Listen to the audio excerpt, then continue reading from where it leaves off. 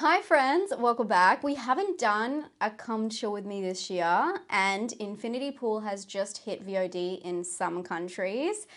I have been waiting, dying to see this film. It never came out in cinemas here. And I honestly thought watching it, a lot of you would be over me talking about it, didn't care about it.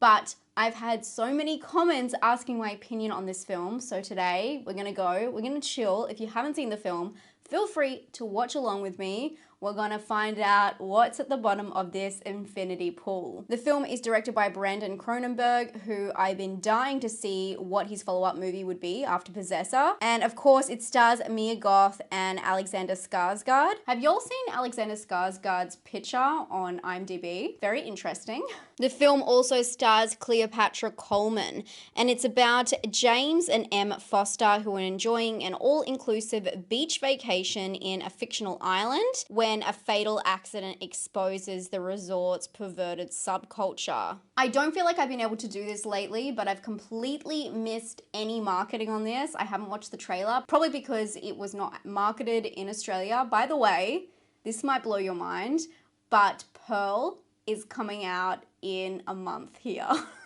Is that not wild? It's coming out mid-March. I have seen Pearl, by the way. I get a lot of questions about that, but I did talk about it last year. But today, I'm very excited to watch this movie because the Cronenberg legacy lives on and in such different ways. And after what happened last year with Crimes of the Future, I feel like Brandon is the only way. He is the light, because Possessor, uncut, amazing. If you haven't checked it out, highly recommend it. And if you're into body horror, I'm gonna let you know whether this one's worth your time. Let's get comfortable, let's get cozy, let's cut to the chase. I've waited till it was night for this one just to get the full effect. Let's go watch Infinity Pool. I'm so excited to see Mia Goth again. Let's go.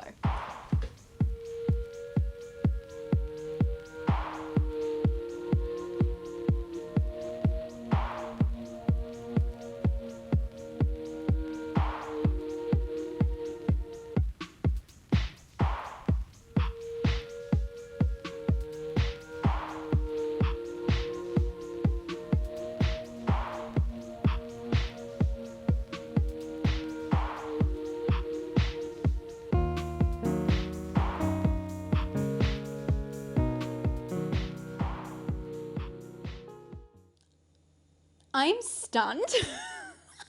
It just kept going. I'm not talking about the length. I'm talking about the, I want to say twists, the content, the surprises. Oh my God. Ew. I liked it a lot. This is my kind of film. It's so strange. Okay, so this film is about a couple that go on holiday, and it is important. I'm glad I read up in the blurb that this is a fictional island. It very much seems reminiscent of themes we've seen recently, especially in like White Lotus, to an extent, obviously, and Triangle of Sadness, which was my favorite film from last year. Themes about the luxuries of privilege and on vacation as well, and this film ties into a lot of that because this island where they are has particular customs, shall we say, very unexpected.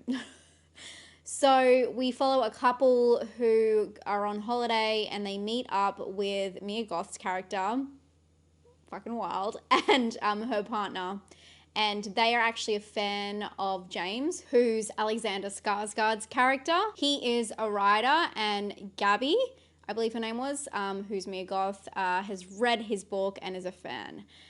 The film from here, it just does not stop twisting and turning, and it is nothing like I could ever have imagined.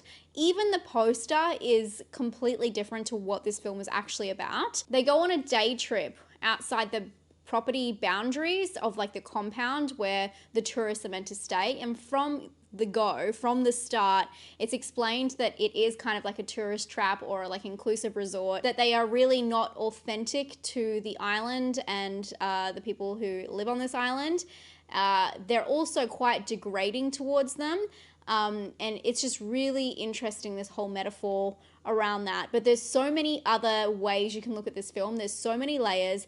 There's such intense conversation about this and moral dilemma, which is like the number one thing in this. And it just doesn't even give you a chance to think about what it's trying to say before it gives you another message, another equation, another situation, which you would, I'm dumbfounded trying to figure out what I would do or what the character should do. It feels very much like White Lotus meets Black Mirror, because in Black Mirror, there's usually like a moral dilemma. Usually it has to do with social media and technology. This one, I wouldn't say that, but there's definitely some advances that they have on this island that just changes everything.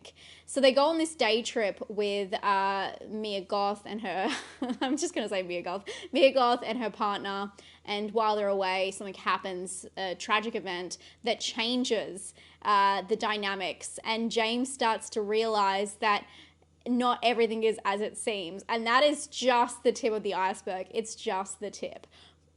What I found really interesting about this film, and I think that there was an element to this with Possessor, is the fact that this Cronenberg, he does not rely solely on amazing imagery and cinematography. There are some kind of dreamy sequences in here that go full all out.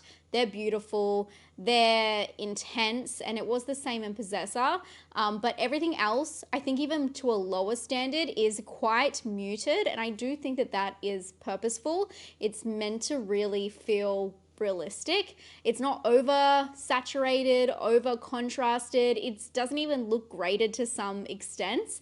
And it's really interesting because the film starts with an intense sound bed and even has this kind of Gaspar Noé like fly through, and I was expecting it to kind of stick to that stylization throughout the whole film, but it doesn't. But honestly, what's going on in the situations that keep evolving, like it's like a trapdoor under a trapdoor, and I feel like you're like a mouse dropped into a maze, and every twist and turn you take, there's something else added to the equation, and it's terrifying. But because it's like progressing so quickly, I feel like the structure is really exciting, and you just don't know what's around the bend.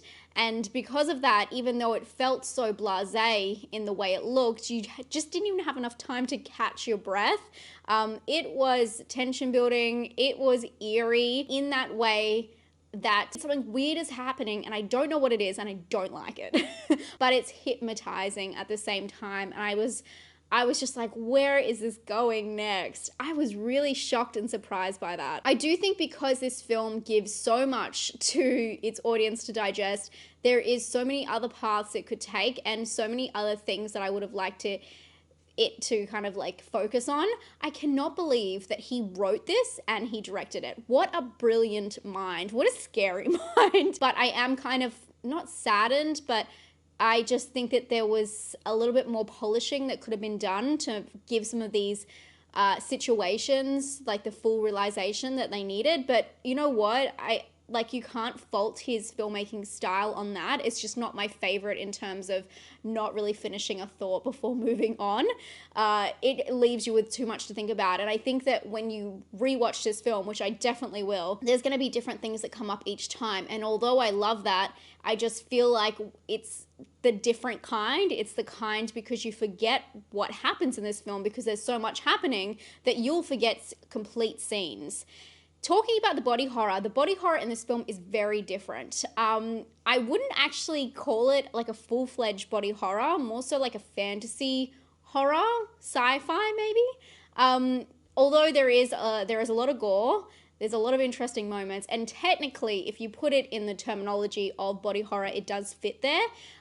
There's just so much going on that I feel like it's psychological to the same degree. I think that Mia Goth, as always, star. I just love her so much. I just love seeing her in eccentric roles. I think that that suits her really well, and it's just such a joy to see her in this. And I was really excited that they had Cleopatra Coleman in there and they let her keep her Australian accent. That's always a bonus for me. I honestly don't know what the most shocking part about this whole film was, but I feel like it just has so many moral questions, and it's just all about privilege and lack of consequence. And what that means. It's just chaotic. The whole film is chaotic. And I have seen that people are split on this film, which honestly, I don't know. I can understand it's not polished to a degree. And as I said, they keep throwing so much stuff at you. It's hard to digest anything. But it's so unique and exciting and so full of imagination. It's just what I want. It's what I want to watch all the time. But I would say it would have been nice to focus fully on something and have like a little bit of depth in some of the characters. Like James's character has no depth at all, and you don't really even understand what's going on in his mind. Of course, you see him in intense scenarios and the way he reacts to that, but there's just a little bit of a barrier between the audience and him, and it kind of makes you feel like you're watching it as an outsider, and he's not really, of course you are, but he's not really like the protagonist that you're following through the story. You're just watching this unfold to random people. So it does feel a little bit flattened there. I feel like there was just so much thought and excitement going into what was going to happen in these situations on this fictional island that the characters were left by the wayside just a little bit. But in saying that, I still fully enjoyed it. Obviously, for Mia Goth's character, if you've seen it, and like a bunch of those people, when you see it, you'll know it's not that important to know their backstories, but I would have liked to know a lot more about the couple. I just needed a little bit more to sink myself into because it felt so surrealist. I was ready for someone to wake up from a dream at any point. Like I thought the whole thing was a dream about 600 times. I can't tell you the emotions I went through while watching this film. Absolute yikes.